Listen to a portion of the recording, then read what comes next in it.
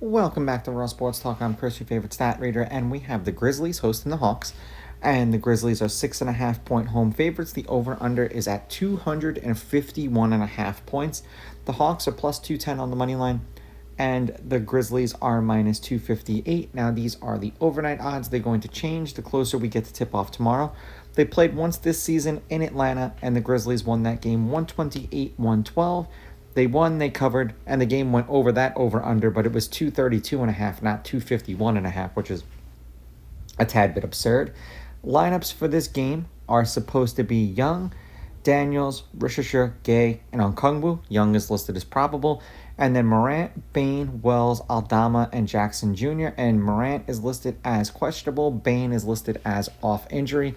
And I say this, I'm going to start saying this in every NBA video, and I'll probably do it for the other sports as well, but the NBA is the worst when it comes to this. These teams have 30 minutes before the game to tell you who's playing and who isn't. That's the rule. So if you're looking to bet these games overnight and then you find out 30 minutes before the game that Trae Young isn't going to play, if you bet the Hawks, you're going to be pissed. Head-to-head, the Grizzlies are 6-4 against the Hawks in their last 10. The road team's on a 4-game winning streak. The road team is 7-3. The favorite has won and covered the last 2 games they played against each other. The favorite is both 6-4 against the spread and 6-4 on the money line, meaning when they win, they cover. The over-under is 5-5, and no surprise with the over-under being as insanely high as this one is. The under at 251.5, even though both of these teams tend to score a lot of points, is 10-0, the under. The Hawks are 4-6 in their last 10, 6-4 against the spread. The over-under is 5-5. The over has hit in their last 2 games, and they're 1-5 in their last 6. And I imagine it has a lot to do with the Hawks. There was a total of 291, then 184, then 240, and then 254. 5-point loss to the Pistons. They didn't cover.